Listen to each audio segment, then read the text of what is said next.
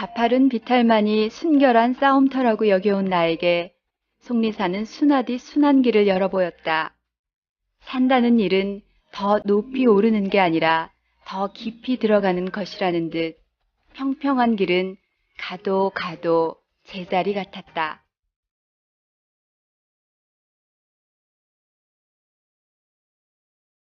안녕하세요. EBS 오디오북 조경란입니다. 나이 덕의 시 속리산에서로 시작했어요. 제가 이 시에서 되새겨 읽는 부분이 한 군데 더 있는데요.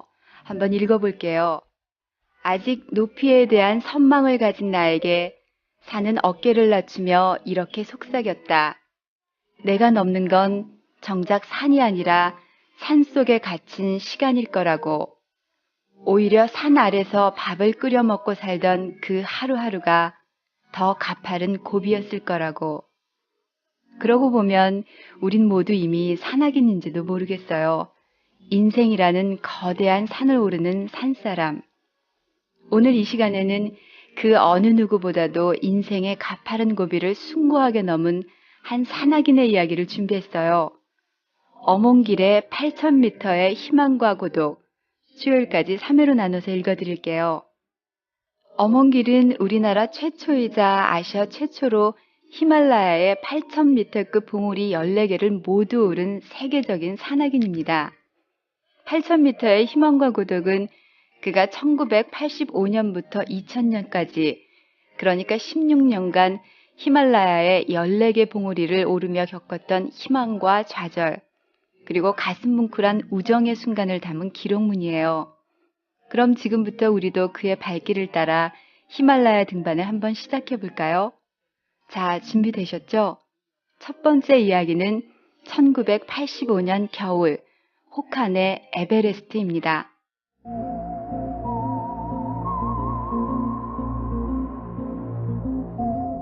걷고 또 걸었다. 해가 뜨면 길 위에 있었고 날이 어두워 가야 할 길이 사라지면 미리 점치고둔 로지로 기어들어갔다. 끝없이 계속될 것 같았던 캐러밴이 베이스 캠프에서 멈춰섰다. 원정대는 해발 5,400여 미터 지점에 베이스 캠프를 구축했다. 에베레스트 등반길에는 나를 포함해서 모두 8명의 대원이 참가했는데 우리는 모두 히말라야에 처음으로 발을 디뎌보는 것이었다. 그럼에도 불구하고 원정대는 에베레스트에서 가장 어렵다는 남서벽 루트로 정상에 오를 계획으로 일정을 진행시켰다. 고산 등반 경험이 전무한 초보 원정대의 남서벽 루트 도전은 어찌 보면 무모할 수 있었다. 루트 개척이 시작되면서 나는 원정에 참가한 것을 몇 번이나 후회했다. 처음 겪는 에베레스트의 겨울 날씨는 견딜 수 없을 정도로 혹독했다. 지옥이 따로 없었다. 등정은 고사하고 하산하는 것조차 두려웠다. 그날 7,800m 지점에서 우리는 더 이상 앞으로 나아가지 못하고 캠프 2로 하산을 서두르고 있었다. 하지만 에베레스트는 우리 하산길조차도 호락호락 내버려두지 않았다. 난 후배와 함께 캠프 2에서 하루를 쉬고 몸을 추스른 다음 날이 밝으면 하산할 작정이었다. 텐트 안에서 우리는 꼼짝도 하지 않고 누워 있었다. 관절 마디마디가 욱신거렸다. 잠이 깰 때마다 눈보라가 매서운 눈폭풍으로 바뀌어 있었다. 불안했다. 동시에 툭툭 소리가 들리는가 싶더니 텐트가 반쯤 찌그러졌다. 텐트를 고정시킨 핀이 눈폭풍을 견디지 못하고 뽑히면서 텐트가 빠른 속도로 밀려 내려가기 시작한 것이었다. 그대로 있다가는 눈폭풍으로 떠밀려 경사면 아래쪽의 크레바스 지역으로 흔적도 없이 빨려 들어갈 판이었다. 누워있는 후배를 다급하게 흔들어 깨웠다. 그리고는 텐트 문을 열고 후배와 함께 몸을 구르다시피 해서 텐트를 빠져나왔다. 불과 몇 초 사이에 일어난 일이었다. 우리가 빠져나오자 텐트는 휴지 조각처럼 구겨지더니 시야에서 사라져버렸다.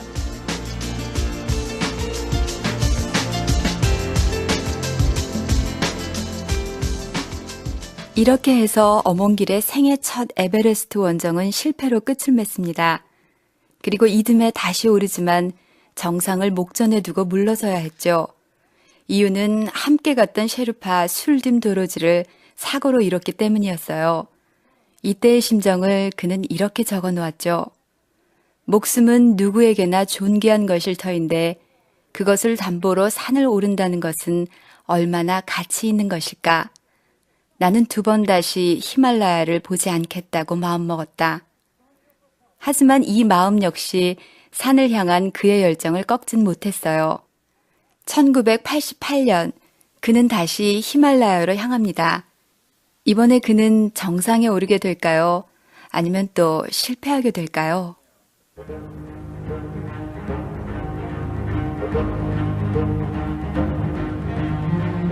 서울올림픽이 열리던 1988년 가을, 에베레스트 베이스 캠프는 한마디로 시장 바닥을 방불케 했다.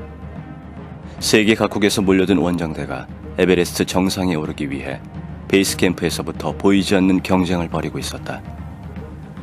캠프 구축 경쟁이 열기를 띠고 있을 즈음 비교적 안전지대인 베이스 캠프 지역이 초토화되는 일이 일어났다. 에베레스트 정상 북서쪽 로라봉에서 엄청난 눈사태가 일어나면서 후폭풍이 베이스 캠프를 향해 밀려온 것이었다. 짧은 순간 후폭풍은 거대한 해일처럼 밀려들었다. 그 여파로 베이스 캠프에 세워져 있던 각 원정팀의 텐트는 대부분 박살이 나버렸다. 후폭풍이 휩쓸고 간 자리는 뿌연 흙먼지와 얼음덩어리, 크고 작은 돌멩이들이 뒤섞여 엉망이었다. 등반 루트에도 몇 차례 더 눈사태가 일어났지만 각 원정대는 별다른 인명피해 없이 등반을 계속했다. 한국팀 대원 가운데 나는 1차 공격주에 편성돼 맨 먼저 마지막 캠프를 출발했다. 나는 히말라야 등반에서 처음으로 산소 마스크를 쓰고 등반에 나섰던 모든 원정대 가운데 가장 먼저 에베레스트 정상으로 가는 길을 뚫기 시작했다. 그러나 정상이 가까워질수록 나는 점점 더 걸음을 옮겨 놓을 수 없었다. 믿었던 산소 마스크가 고장이 났는지 숨을 쉴 수 없었기 때문이다. 결국 정상의 마지막 관문인 힐러리 스텝에 이르렀을 때 나는 결국 그 자리에 주저앉고 말았다. 얼마의 시간이 흐른 뒤 호흡곤란이 사라지자 나는 다시 일어나 정상을 향해 걷기 시작했다. 혼몽한 상태에서 흘러오는 시간들을 밟으며 나는 마침내 세계 제1위봉인 에베레스트 정상에 올라섰다. 점점이 떠있는 구름 아래로 멀리 티베트 고원이 끝없이 펼쳐져 있고 히말라야의 영봉들이 내 발 아래 들어와 있다는 것을 알았을 때 나는 꿈에 그리던 에베레스트 정상에 올라선 것을 실감했다. 티베트 고원에서 불어오는 바람을 맞으며 난 태어나서 처음으로 살아있다는 게 무한한 기쁨이라는 것을 확인할 수 있었다.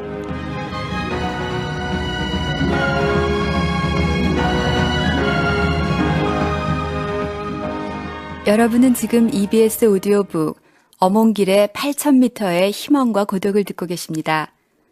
에베레스트 정상 등정이랑 환희를 맛본 어몽길 대장은 이제 마음대로 산도 가고 돈도 벌어보겠다는 생각으로 1989년 2월 네팔에 게스트하우스를 세웁니다. 그리고 사업이 안정권에 든 어느 날 그는 가슴속에서 이런 외침을 듣게 되죠. 청춘의 황금 같은 시간들을 아무런 고민도 없이 안락함에 젖어서 흘려보낼 것인가? 나는 산악인이다. 가자, 흰 산을 향해서. 그렇게 다시 시작한 히말라야에서 그는 6번 도전에 6번 모두 참패를 하고 맙니다. 게다가 6번째 실패를 안겨준 난가 파르바트에서는 영광의 상처까지 얻게 되는데요. 그 얘기 함께 들어보시죠.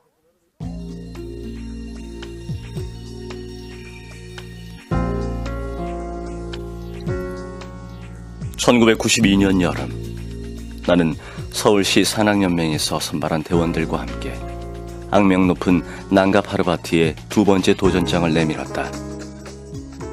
나는 후배 2명을 이끌고 캠프 2를 설치한 다음 하루 만에 캠프 4지점까지 치고 올라가 텐트 2동을 설치했다. 그곳에서 날씨의 변화를 가늠했다. 눈보라가 텐트를 덮칠 듯이 몰아쳤다. 살고 싶으면 내려가야 한다는 생각이 엄습했다. 하지만 죽을 힘을 다해 정상 턱 밑에까지 올라왔는데 이대로 물러선다는 것은 납득할 수 없었다. 나와 함께 1차 공격조에 속한 후배 2명은 옆 텐트에서 나의 다음 행동을 기다리고 있었다. 가자. 배낭을 어깨에 메고 옆 텐트를 향해 소리쳤다. 잠시 후 텐트 문이 열리더니 후배 한 명이 얼굴을 내밀었다. 도저히 못 가겠습니다. 둘 다 컨디션이 엉망입니다. 나는 망설이지 않았다. 가자. 나는 자신을 향해 소리쳤다. 아이젠이 눈속을 파고들었다. 무릎을 적시던 눈은 어느새 가슴 위까지 차올랐다. 그런 눈 속에서 허우적댄 게 벌써 8시간째였다. 전진할 것인가 발가락을 꼼지락거려 보았다. 감각이 없었다. 불현듯 이대로 가다가는 눈 속에 파묻혀 죽을 수도 있다는 생각이 들었다. 눈을 헤치고 일어섰다. 내 몸은 후배들이 누워있는 텐트로 향했다. 내가 정상을 향해 출발할 때 침낭 안에 누워있던 다른 후배는 여전히 꼼짝 않고 있었다. 고소 증상으로 인한 하반신 마비였다. 내 불찰이었다. 나는 무전기를 꺼내들고 베이스 캠프의 상황이 급박하다는 것을 알렸다. 캠프 2에 대기하고 있던 2차 공격조를 구조대로 올려보낸다는 교신이 들어왔다. 나는 망설이지 않았다. 벨트를 채워. 한시라도 빨리 마지막 캠프에서 벗어나서 고도를 낮추는 게 무엇보다 중요했다. 나는 후배와 번갈아가며 환자를 끌기 시작했다. 그런데 그때 베이스 캠프에서 무전 연락이 왔다. 캠프 3에서 누군가 우리를 향해 올라오고 있다는 내용이었다. 얼마 후 무엇인가 움직이는 게 눈에 들어왔다. 외국 등반대였다. 마침 그들에게는 텐트가 있었다.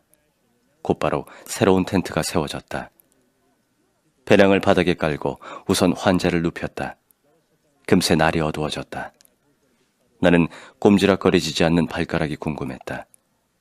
양말을 벗자 흐린 불빛 속에서 발가락이 드러났다. 오른쪽 엄지발가락과 두 번째 발가락이 거무스름했다. 동상이었다. 다시 날이 밝았다. 전날 캠프 2에서 출발했던 구조대원들이 우리 팀이 있는 텐트까지 올라왔다. 험로를 뚫고 내려갈 생각을 하니 순간 아득해졌다. 베이스 캠프는 그 아득함의 끝에 있었다. 가자. 가서 다시는 오지 말자. 나는 뒤를 돌아보지 않았다. 히말라야에 대한 미련을 끊고 싶었다. 흰산에 대한 생각들을 지우고 흰산을 지운 생각들마저 지워가며 하루 종일 산을 내려왔다.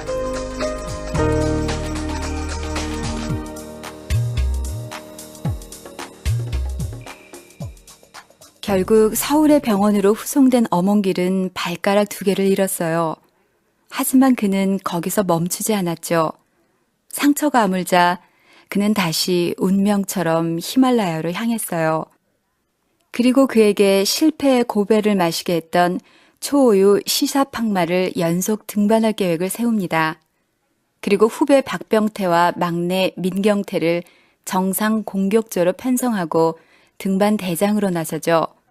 1993년 가을 어느 날의 이야기, 48시간의 사투, 병태야라는 제목의 글 함께 들어보죠.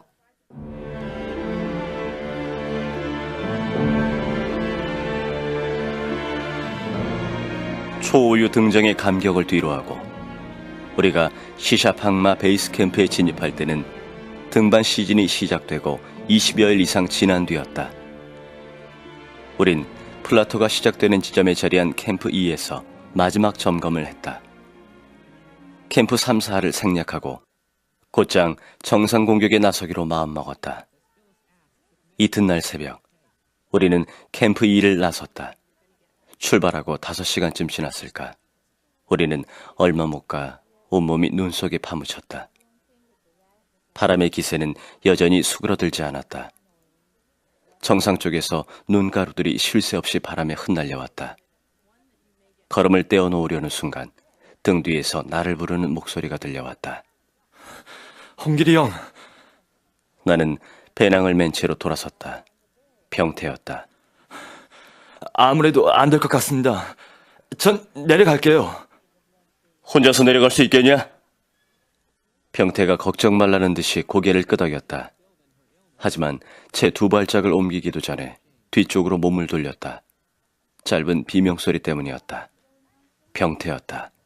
병태가 설사면에서 미끄러지고 있었다. 병태야 하는 소리가 입속에서 맴돌았다. 병태가 일어섰다. 아무 일 아니니까 얼른 올라가라는 듯이 병태가 손을 흔들었다. 나는 돌아섰다. 종일 어떻게 움직였는지 알 수가 없었다. 그리고 해질 무렵 마침내 시샤팡마의 정상인 주봉에 올랐다. 이제 무사히 내려가는 것뿐이었다. 허벅지까지 빠지는 눈을 헤치고 내려갈 때 막내가 나를 불러 세웠다. 형, 지금은 도저히 못 가겠어요. 쉬었다가 내려갈게요. 그날 나는 무조건 캠프 2까지 내려갈 생각을 하고 있었다. 캠프 2에는 아침에 등반을 포기하고 내려간 병태가 분명 따뜻한 물 한 잔 끓여놓고 우리를 기다릴 것이었다. 나는 결정을 미루지 않았다. 혼자서라도 캠프 2까지 가보겠다는 생각은 바뀌지 않았다. 여기서 잠들지 마! 마지막으로 당부를 잊지 않았다. 나는 내리막길을 미끄러지듯이 내려왔다. 간신히 캠프 2에 도착했고 나는 쓰러졌다. 기어서 텐트 안으로 들어갔다. 아무도 없었다. 병태는 어디에 있을까? 시계를 보았다. 새벽 1시가 넘어 있었다. 48시간. 꼬박 이틀 만에 캠프 2로 돌아온 것이었다. 이내 눈이 감겼다. 날이 밝았다. 텐트 문을 비집고 나왔을 땐 눈이 부셨다.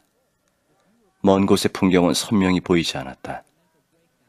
플라토 지역 끄트머리에서 무엇인가 시야에 잡혔다. 물체는 점점 다가왔다. 10여 초 정도 움직이다가 쓰러지면 1, 2분 뒤에 다시 움직였다. 병태라는 것을 의심하지 않았다. 하지만 예상은 빗나갔다. 경태였다. 철수 마지막 날, 베이스 캠프에는 간단한 제사상이 차려졌다. 병태의 사진이 박힌 팸플릿을 펼쳐 제사상 위에 고정시켰다.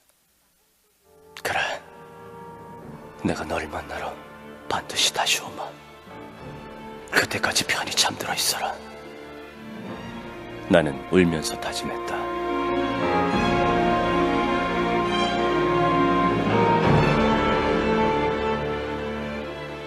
브레이티엣이 살아남은 자의 슬픔이 생각나는 순간이었죠. 그때의 일을 지금 어몽길은 이렇게 추억합니다. 1993년 가을 시사팡마에서 아끼던 젊은 후배 한 명을 설산에 묻고 돌아와야 했다.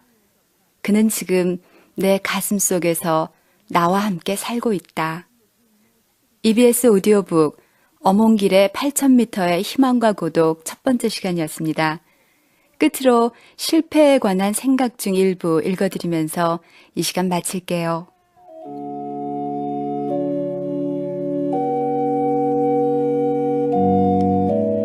실패를 통해서 나는 조금씩 그 한계의 실체를 보기 시작했다. 그리고 모두가 불가능하다고 여기는 것을 해내는 것이 인생이 아닌가 하고 어렴풋이 깨달았다. 높은 곳에 오르고자 하는 것, 엄밀히 말하면 지구의 꼭대기에 한번 올라보는 것은 어느새 젊은 시절의 내 목표가 되어 있었다. 무턱대고 뛰어든 에베레스트 원정에서 나는 내 인생의 항로를 결정지을 마음의 산 하나를 가지고 돌아온 셈이었다.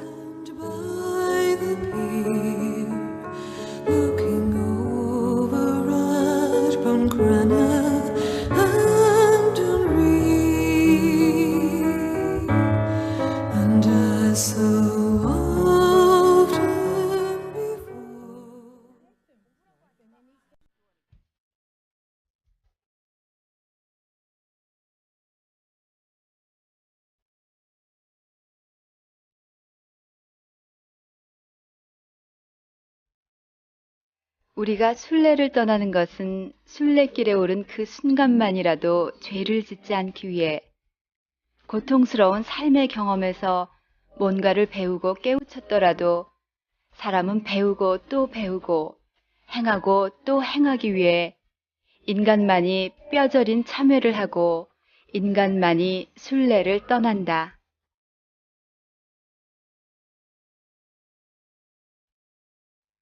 안녕하세요. EBS 오디오북 조경란입니다. 정희재의 나는 그곳에서 사랑을 배웠다로 시작했어요. 우리가 산을 오르는 것도 바로 이런 이유일 겁니다. 대자연 앞에서 인간이 할 수 있는 일이란 그저 걷고 또 걷는 일일 뿐이라는 것을, 그렇게 한 걸음 한 걸음 신이 길을 열어줄 때까지 기다리고 또 기다리는 것이 인생이란 것을 깨닫기 위해서 말이에요. 그 산길에서 가장 중요한 나침반은 성공이 아니라 실패라고 말하는 산사람이 있죠. 어몽길, 그의 이야기 8,000m의 희망과 고독 두 번째 시간입니다. 오늘은 풍요의 여신 안나푸르나로 한번 떠나볼게요. 첫 번째 이야기는 히든 크레바스입니다. 크레바스는 빙하가 갈라져 생긴 틈을 말하죠. 그중 히든 크레바스는 입구가 드러나지 않아 더 위험하다고 해요. 과연 그곳에서 무슨 일이 있었을까요?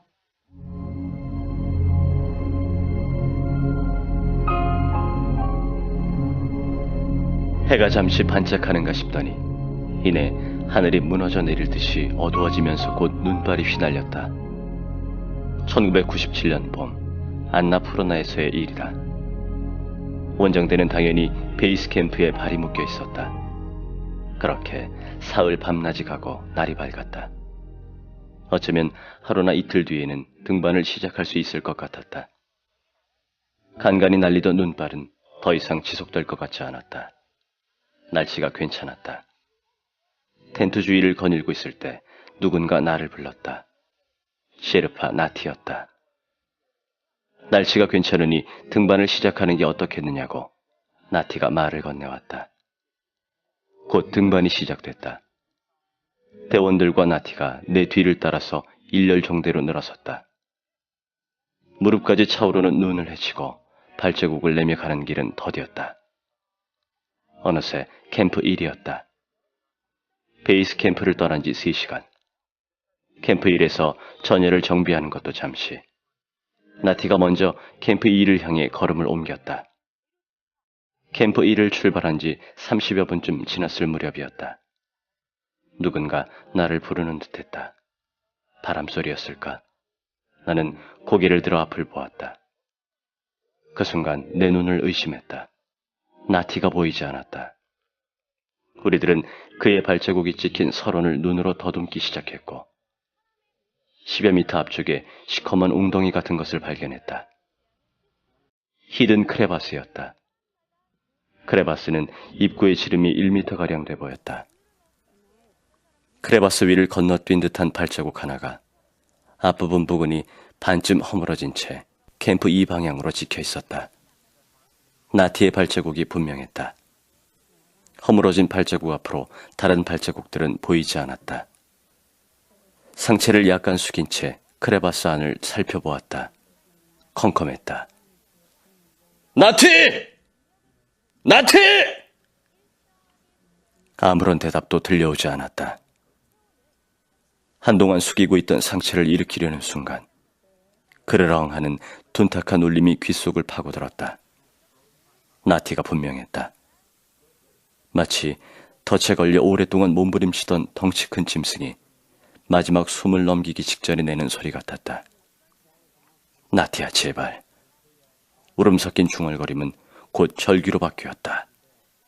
죽으면 안 돼! 죽으면 안 돼, 나티! 크레바스 안에서 한두 번 더 그르렁 하는 소리가 들려왔다. 추락하고도 살아있다면 중상이 틀림없었다. 대원 가운데 한 명이 로프에 몸을 묶고 나티가 있는 컴컴한 크레바스 안으로 내려갔다. 이윽고 크레바스 안에서 신호가 왔다. 로프가 팽팽해지기 시작했다. 나티가 올라왔다. 나티의 눈은 감겨 있었다.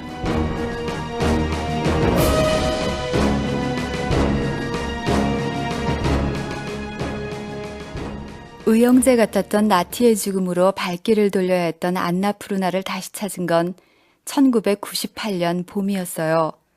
네 번째 도전을 앞두고 어몽길은 등정 성공과 대원들의 무사 안녕을 기원하는 라마제를 올렸죠. 그리고 그 어느 때보다 경건한 마음으로 등반을 시작했어요. 하지만 이때까지도 이 길이 생사의 갈림길이 될 줄은 예상조차 하지 못했죠. 그 운명의 암시는 이렇게 시작됩니다.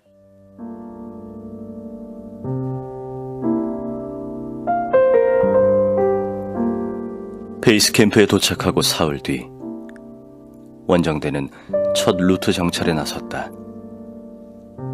해발 5,100m 지점에 세워질 전진 캠프로 향하면서 나는 내내 산에 대한 평상심을 잃지 않으려고 했었다. 산이란 인간의 의지만으로 오를 수 있는 것이 아니다. 산이 인간을 받아들여야 오를 수 있다. 정상이 한 발 한 발 가까워질 때 오르는 자는 그만큼 겸손해져야 비로소 산이라는 대자연과 하나가 되면서 무언의 깨달음을 호흡할 수 있는 것이다. 전진 캠프에서 캠프 2 구축을 나선 지 2일째. 안나푸르나의 쾌청했던 날씨는 오후로 접어들면서 급변했다. 한바탕 눈이 쏟아질 것처럼 하늘이 흐려졌다. 안나푸르나는 히말라야의 산 중에서 눈사태가 유난히 많이 일어나는 곳이었다. 안나푸르나의 눈사태는 우리한테도 예외가 아니었다. 캠프 2로 오르는 위험 구간에 로프를 설치하고 전진 캠프로 돌아올 때였다. 캠프 2 위쪽이 어딘가에서 눈사태가 일어났는가 싶다니 화이트아웃 현상이 고스란히 우리를 덮쳤다. 방금 전까지 보이던 것들은 보이지 않는 것들과 더불어 화이트아웃 속에서 순식간에 모습을 감추었다. 난감했다.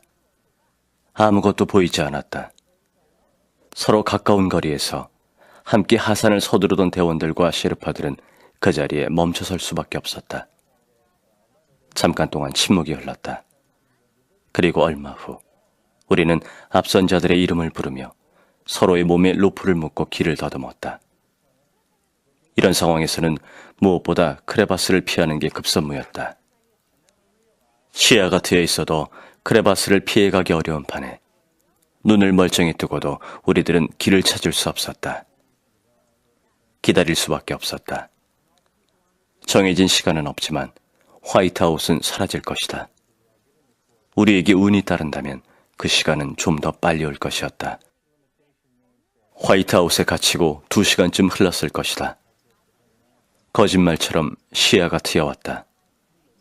조금씩 앞이 보이고 전진 캠프에 있던 대원들이 우리를 향해서 소리를 질렀다. 불과 10여 분이면 갈 수 있는 거리에 있었다. 그날 전진 캠프에 도착했을 때 내 몸은 식은땀으로 범벅이 돼 있었다. 이게 마지막이구나. 돌아갈 수 없는 길이구나 하는 화이트아웃에서 헤매며 떠오른 절망적인 생각들이 오랫동안 머릿속을 떠나지 않았다.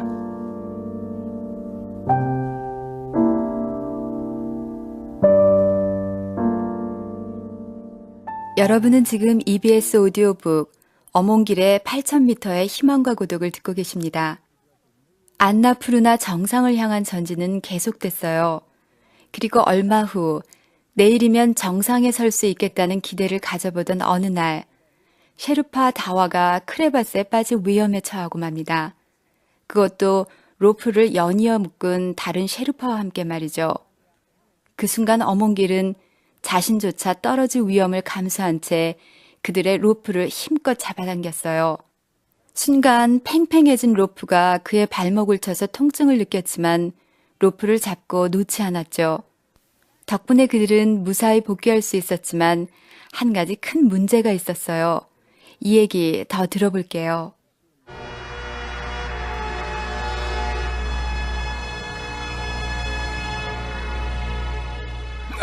내 다리! 내 다리! 추락하던 두 셰르파의 생사를 확인하고 몸을 일으키려는 순간 목구멍에서 비명이 터져나왔다. 참을 수 없는 통증이 온몸을 휘감았다. 어느새 대원과 셰르파들이 달려왔다. 일행들이 내가 두 손으로 움켜쥐고 있는 부위를 살피는 듯했다. 다리가 왜 이렇죠? 다리 뒤로 돌아가 있어요! 셰르파 가운데 한 명이 모두들 들으라는 듯이 소리쳤다. 두 손으로 움직이지 않는 다리를 들어올리자 발목이 덜렁거리며 제멋대로 움직였다.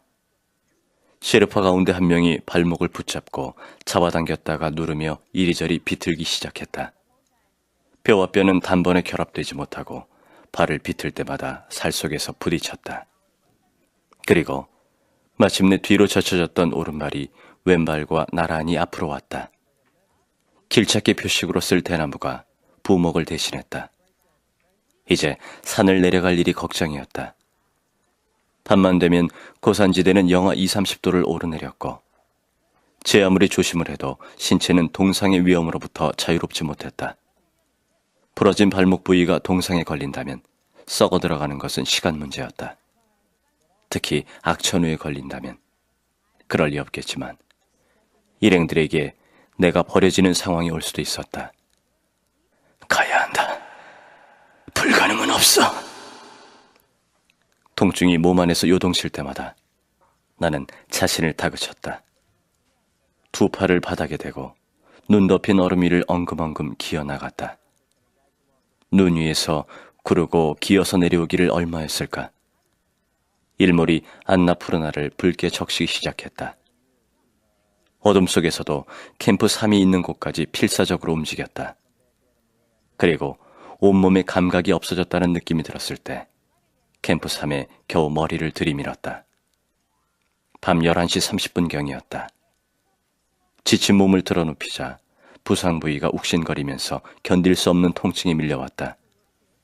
불면의 밤은 유난히 길었고 고통은 계속됐으며 죽음의 그림자는 밤새 나를 엄습했다. 그렇게 생사의 마지막 경계선을 넘고 난 마침내 초주검이 되어 가까스로 베이스 캠프 근처까지 갈 수 있었다. 72시간에 걸친 죽음으로부터의 대탈출이 막을 내린 것이었다. 죽음의 지대에서 허우적대는 나를 어떤 신비로운 힘들이 생의 안전선 안으로 끌어들였는지는 알 수 없다. 하지만 분명한 것은 살아야겠다는 의지를 버렸다면 그 같은 일은 일어나지 않았으리라는 것이었다.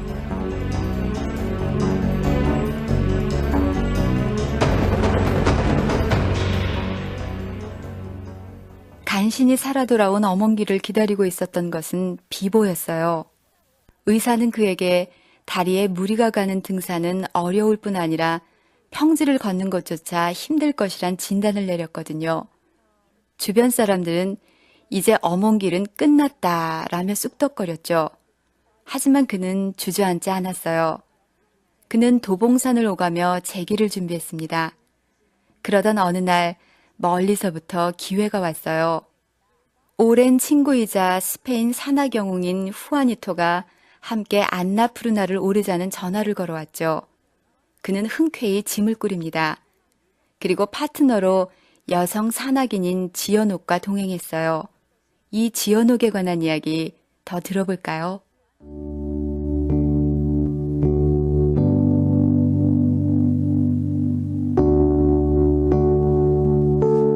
20세기의 마지막 봄날, 좀 더 정확하게 말하면 1999년 3월 25일, 나는 38살의 젊은 산악인 지연옥과 함께 안나푸르나를 향한 장도에 올랐다. 부상 이후 1년 만에 다시 찾아가는 안나푸르나였다.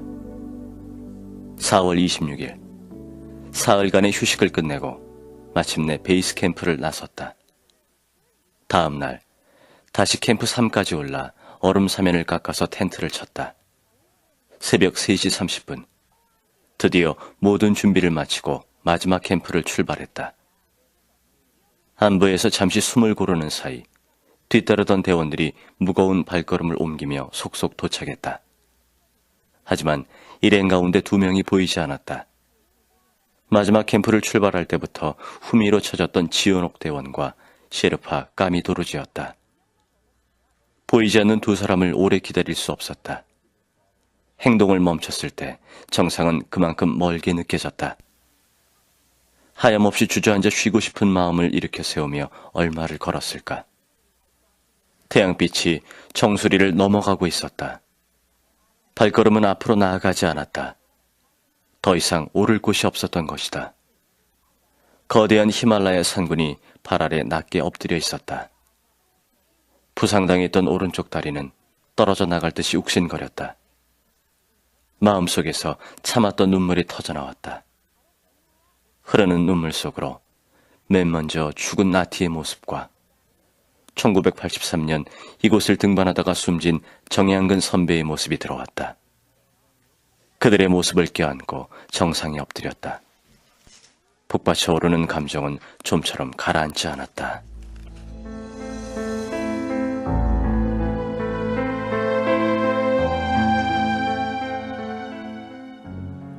발걸음은 어느새 정상에서 멀어지고 있었다. 뒤처진 2명의 동료는 산을 내려가는 길에 만날 수 있을 것이었다. 정상에서 내려오기 시작한 지 20여 분쯤 지났을까. 추측했던 대로 지연옥과 셰르파 까미가 올라오고 있었다. 홍길이 형, 어디가 정상이야? 지연옥이 반갑다는 듯이 물었다. 나는 손을 들어 정상을 가리켰다. 지연옥과 헤어지고 3시간쯤 흐른 뒤 마지막 캠프에 겨우 도착했다. 밖은 어느새 어둠이 깔리기 시작했다. 오후 7시가 넘었지만 지연옥과 까미는 보이지 않았다. 제발 무사히 돌아오기를. 텐트 문을 열어놓고 랜턴을 정상을 향해 켜놓은 채 나는 마음속으로 풍요의 여신을 향해 빌고 거듭 빌었다. 하지만 새벽이 올 때까지 그들은 돌아오지 않았다. 그날 안나푸르나는 울부짖는 듯했다. 맑은 하늘에 갑자기 먹구름이 끼면서 진눈깨비가 내리고 눈발이 거칠게 휘날렸다.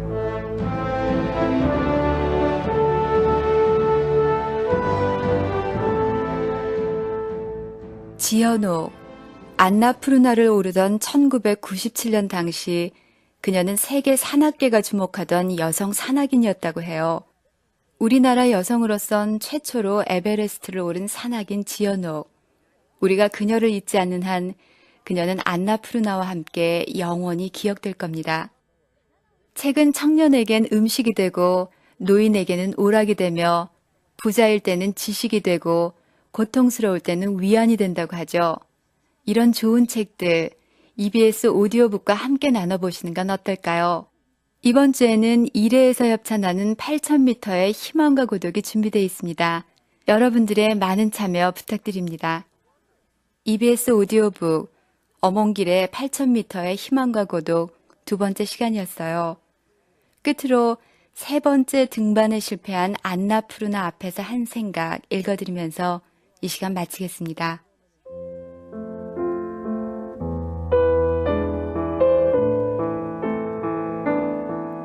인간은 많은 욕심을 떨쳐버리지 못하고 살아간다. 그러나 산 앞에서 인간의 욕심은 무용지물이다. 산은 절대로, 자연은 절대로 욕심을 가진 인간을 용납하지 않는다. 산을 내려와서 산을 보면 산은 언제나 그 자리에 있고 산에 오르면 그곳엔 산이 없다.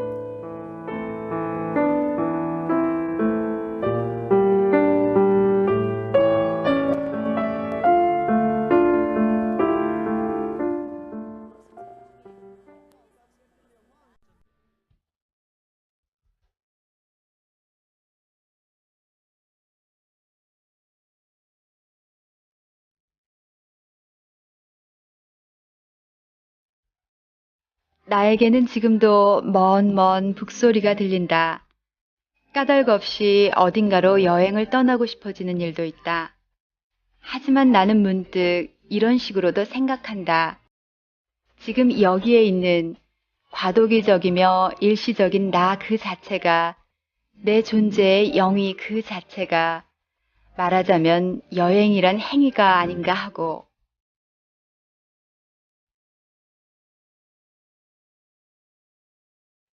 안녕하세요. EBS 오디오북 조경란입니다.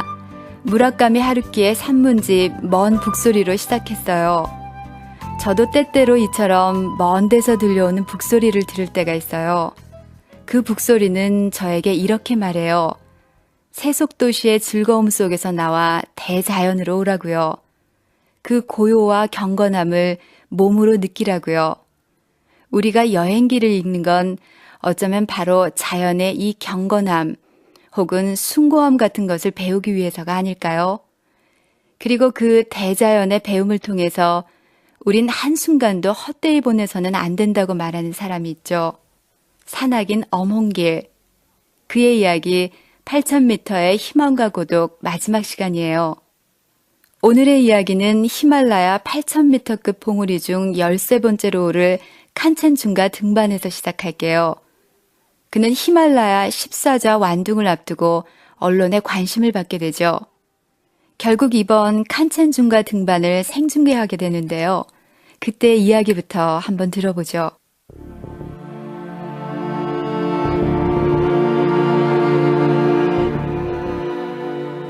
팡페마 베이스 캠프에서는 칸첸중가의 등반 루트가 한눈에 들어왔다. 이번 원정대는 새로운 루트를 통해서 정상에 오를 계획이었다. 해발 7,000m의 캠프 3을 출발해 해발 7,300에서 7,800m 사이에 놓여있는 경사 8, 90도의 대암벽 구간을 뚫고 캠프 4로 진출한 다음 정상 공격에 나서는 것이었다. 만약 이 루트를 이용해서 등정에 성공한다면 히말라야의 칸첸중가에는 최초로 코리안 신루트가 생기는 것이었다. 하지만 뜻밖의 무전이 날아들었다. 비 보였다. 180여 미터의 수직 빙벽과 그 위쪽에 5층 건물 높이의 세락이 무너져 순식간에 근처에 있던 대원들을 덮쳐버린 것이었다. 베이스 캠프의 분위기는 등반 의욕마저 사라져버린 상태에서 무겁게 흘러갔다. 철수할 것인가, 폭설을 헤치고 등반을 감행할 것인가.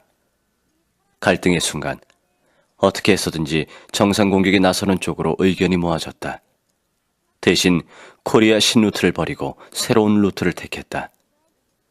베이스 캠프를 출발한 지 3일째. 설릉으로 기어오르는 길은 예상했던 대로 만만치 않았다. 바람이 잦아지기를 기다렸지만 바람의 기세는 쉽사리 꺾일 것 같지 않았다. 철수할 것인가? 철수를 한다면 언제 할 것인가? 갈등이 일었다. 베이스 캠프에서 무전 연락이 왔다. 무전 내용은 생방송이 예정돼 있으므로 좀 더 버텨보라는 것이었다. 그리고 대포 소리 같은 게 들려오기 시작했다. 불길한 예감이 머릿속을 스쳤다. 적중했다. 휘익하는 소리가 귀 옆을 스치는 듯 하더니 갑자기 눈앞이 캄캄해졌다. 눈사태가 기습적으로 하산하는 원정대를 덮쳐버린 것이었다. 간신히 눈 속에서 고개를 내밀고 앞을 보았다. 아비규환 속에서도 빠르게 동료들의 숫자를 헤아렸다. 이상 없을 거라고 생각했지만 앞불사 2명이 보이지 않는 것이었다. 그리고 누군가가 무엇이 보인다고 소리쳤다. 소리친 사람이 가리킨 곳에는 작은 막대기 같은 것이 눈더미 속에서 삐죽 올라와 있었다. 사람의 손이었다. 살아있었다. 눈 속에 파묻힌 동료를 꺼내자 이번에는 발밑에서 무엇인가가 걸렸다. 배낭이었다. 힘겹게 배낭을 들어올렸다. 보이지 않던 다른 한 명의 얼굴이 배낭과 함께 올라왔다. 설상가상으로 쿠르릉 하는 소리가 사방에서 들려왔다. 우리는 짐이 될 만한 것들을 버리고 어느 영화에서처럼 필사의 탈출을 시작했다.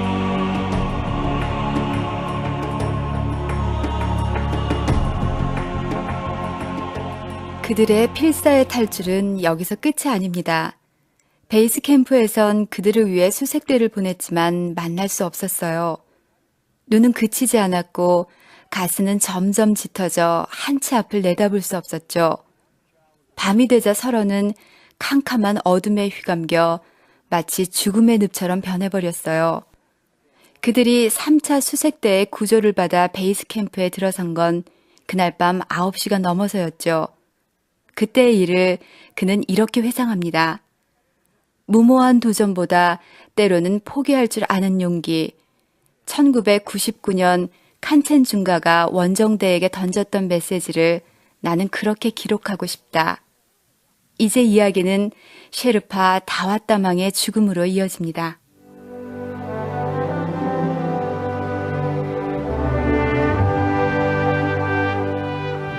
(2000년) 봄, 다시 찾아간 칸첸 중가는 아직 겨울의 끝자락에서 깨어나지 않고 있었다. 이번 원정에는 박무택 대원을 비롯한 3명의 대원과 형제나 다름없는 셰르파 다왓다망이 참가했다. 히말라야와 같은 고산지대에서의 사고는 언제나 죽음과 맞닿아 있다. 그날의 사고도 그랬다. 캠프 3을 출발해 200여 미터쯤 전진했을 것이다. 경사 7, 80도에 이르는 100여 미터 높이의 커다란 설빙이 등반대의 앞을 가로막았다. 대원들이 있는 곳에서 숨을 고르는 사이 루트 개척에 힘을 써버린 나를 대신해 다른 대원과 셰르파인 다와가 다음 주자로 나섰다. 다와가 대원의 뒤를 따라 오르기 위해 로프를 몸에 묶었다. 그리고 채 10미터나 풀렸을까. 설빙 위쪽에서 갑자기 얼음 덩어리가 다와를 향해 떨어졌다. 낙빙은 정확하게 다와의 얼굴 부분을 강타했다. 동시에 다와의 몸이 얼음 조각이 깔려있는 설빙 아래로 주춤하며 쓰러졌다. 다와는 오른쪽 눈밑이 찢겨 있었는데 충격이 심한 듯 꼼짝하지 않았다. 팔다리를 주무르자 의식이 돌아온 듯 몸을 꿈틀댔다. 일단 캠프 3으로 내려가서 환자를 안정시켜 놓는 게 순서였다. 하지만 캠프 3에 도착해서도 다와의 몸 상태는 호전되지 않았다. 날이 밝았다. 우리는 다와를 눕혀놓고 안전벨트를 채우고 온몸을 감싼 뒤 움직이지 않도록 고정시켰다. 서둘러 캠프 2를 출발한 지 얼마 지나지 않아 첫 번째 설빙벽이 나타났다.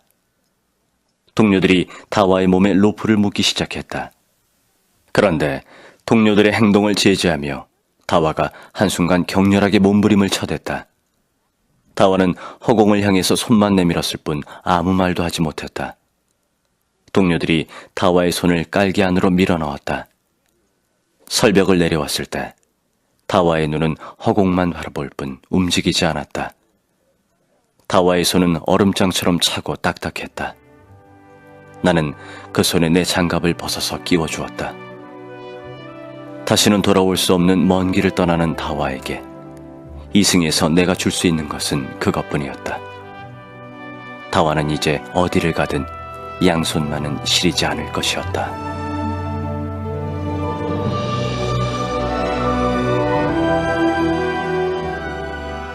여러분은 지금 EBS 오디오북 어몽길의 8,000m의 희망과 고독을 듣고 계십니다. 다와의 죽음으로 주춤해진 원정대의 분위기는 좀처럼 살아나지 않았어요. 뿐만 아니라 강풍을 동반한 눈보라까지 몰아쳐 원정대는 베이스 캠프에 발이 묶여 있었죠.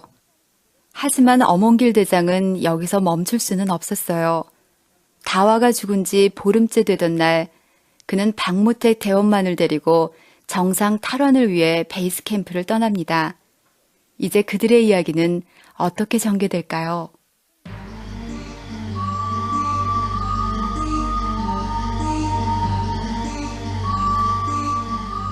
베이스 캠프를 나선 지 3일 뒤 나는 고도 7,800m의 마지막 캠프로 올라섰다. 그날 정상은 코앞에 있었지만 박대원과 나는 무려 18시간 동안이나 눈 속에서 사투를 벌이며 걸음을 옮겨야 했다. 조금만 더 가면 정상에 다다를 수 있을 것이다. 여기서 멈출 순 없는 것이다 하고 자신을 다그쳤다. 하지만 스스로를 채찍질하는 것도 마침내 한계에 도달하기 시작했다. 이중화의 미창은 얼음바닥에 붙어버린 듯 꼼짝하지 않았다. 결국 선택할 수 있는 것은 한 가지밖에 없었다. 비브와크였다. 해발 8,500m에서 장비도 없이 밤 시간을 견디는 것이었다. 내 몸이 그것을 받아낼 수 있을지는 알 수 없었지만 다른 방법이 없었다. 우리는 누가 먼저랄 것도 없이 서로의 몸을 떨어지지 않게 로프로 묶고 주저앉는 것이 고작이었다. 영하 20도가 넘는 8,500m 낭떠러지 위에서 등을 굽히고 앉은 자세로 한동안 움직이지 않았다. 시간이 갈수록 모든 것이 가물가물해지면서 졸음이 쏟아졌다. 앞으로 얼마나 더 고통스럽고 끔찍한 시간들이 내 몸속으로 흘러들 것인가. 마음속으로 도리지를 쳐댔지만 두려움은 좀처럼 사라지지 않았다. 그리고 자연스럽게 두려움 뒤에 도사린 죽음이라는 두 글자가 떠올랐다. 죽음을 받아들였다고 인식하는 순간 마음은 오히려 편안해졌다.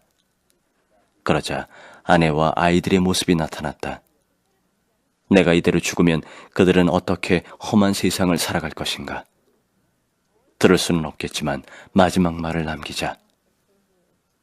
지은아, 현식아, 먼 훗날 아빠를 이해해 주렴. 자신의 한계를 넘지 못하고 죽음을 맞이하는 아빠를. 그리고 당신, 헌신적인 뒷바라지가 없었다면 내 산악 인생은 진작 접었을지도 모를 일. 두 아이를 잘 키워주기를. 유언을 마치자 눈물이 왈칵 쏟아지는 듯했다. 한순간 눈앞이 환해졌고 나는 화들짝 정신이 들었다. 날이 밝은 것이었다. 어느새 해가 떠오르고 있었다. 해를 보는 순간 갑자기 온몸이 뜨거워지는 것을 느끼기 시작했다. 하얀 눈과 얼음으로 뒤덮인 칸첸중가의 정상 부근에 아침 햇살이 맑게 꽂히고 있었다. 그날 박대원과 나는 쓰러지기 일보 직전의 상태에서 칸첸중가의 정상에 발을 디뎠다. 정상에 발을 들여놓는 순간 나는 엎드려서 꼼짝하지 않았다. 잠시 뒤 정신이 돌아왔을 땐 맨 먼저 눈물이 쏟아졌다. 눈물 뒤에는 칸첸중가에서 숨져간 동료들의 모습이 기다리고 있었다. 축하의 말을 건네며 내게 악수를 청해오고 있었다. 나는 그렇게 말했다. 너희들이 못다한 칸첸중가 등정의 꿈을 대신 이뤘으니 더 이상 이곳에서 방황하지 말고 고국의 품으로, 가족의 품으로 돌아가거라.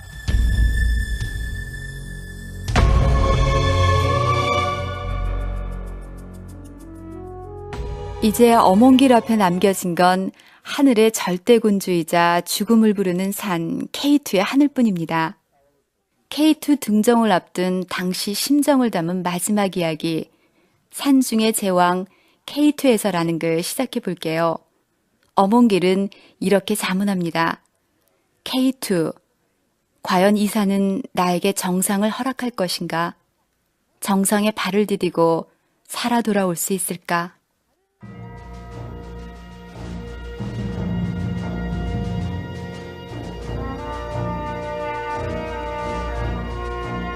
루트 개척에 나서고 4일째로 접어든 7월 13일. 캠프 2까지 올라섰다가 캠프 3 구축을 포기하고 베이스 캠프로 되돌아왔다. 텐트 문조차 열기 힘든 강풍과 눈보라가 몰아쳤기 때문이다. 등반을 계속할 것인가 철수할 것인가. K2만 올라서면 14좌 완등의 대미가 장식되지만 언제나 그랬듯이 내가 붙잡고 있는 의지만으로 산을 오를 수는 없는 것이었다. 히말라야에서 길은 처음부터 없었고 이번에도 길은 내 앞에 열려있지 않았다. 서두르지 말자 슬며시 눈을 감고 다짐해보지만 마음속에선 또 한바탕 초조한 기운이 일었다. 가능한 한 14좌 완등에 대한 마음의 짐을 벗어버리고 베이스 캠프를 나섰다. 호흡을 가다듬고 설벽을 오르는 시간 속으로 내 몸이 가볍게 움직였다. 피켈이 설벽에 꽂힐 때마다 8,000m를 오르고 있던 내 청춘의 열망들도 어느 틈엔가 함께 찍혀지는 듯했다. 삶과 죽음을 로프 하나에 걸고 수직의 설빙을 오르내리던 히말라야 도전 16년의 세월들. 산은 오르기 위해 간다지만 생사를 내던지는 모험 뒤에 마침내 나에게 남는 것은 무엇이었을까? 젊음을 떠받친 내 도전과 모험은 가치 있는 것일까? 히말라야의 큰 신들은 시련과 고통을 안기면서까지 왜 나를 이곳까지 오게 했을까? 정상으로 가는 마지막 관문인 설벽을 힘겹게 기어오르며 나는 알 수 없는 것들을 향해 질문을 던졌다. 그리고 어느 순간 박수 소리가 들리고 함성이 터져나오는 듯했다. 문득 고개를 들었을 땐 10여 미터 앞쪽으로 하늘이 비어 있었다. 14조 완등의 마지막 산 K2가 하늘과 맞닿아 있는 것이었다. 함성과 박수 소리는 거기 K2의 정상에서 들려오고 있었다. 히말라야에서 숨져간 8명의 친구들 모습이 정말로 그곳에 있는 것이었다. 어서 오라고, 이곳에 발을 디뎌보라고, 축하한다고 박수를 치면서 환호성을 지르는 것이었다. 가슴 저 밑바닥에서 참았던 눈물이 한꺼번에 터져나왔고 나는 마침내 정상에 엎드려 한참을 흐느꼈다.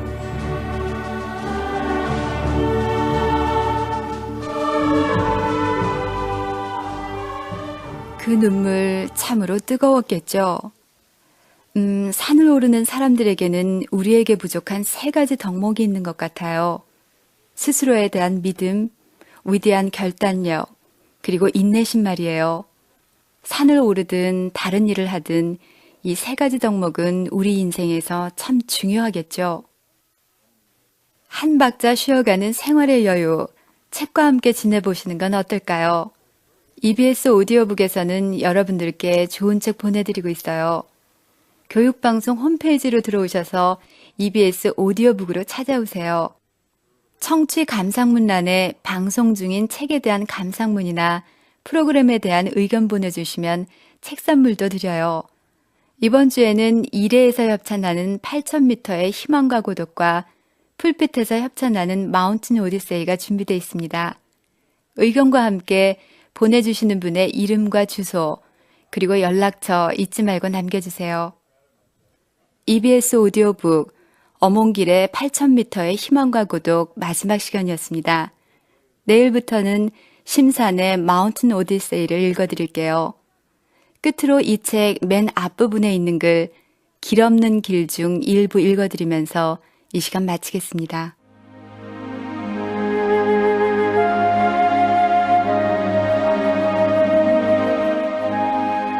길이 끝나는 곳에서 길은 다시 시작되지 않았다. 히말라야의 길들은 어느 것 하나 순한 게 없다.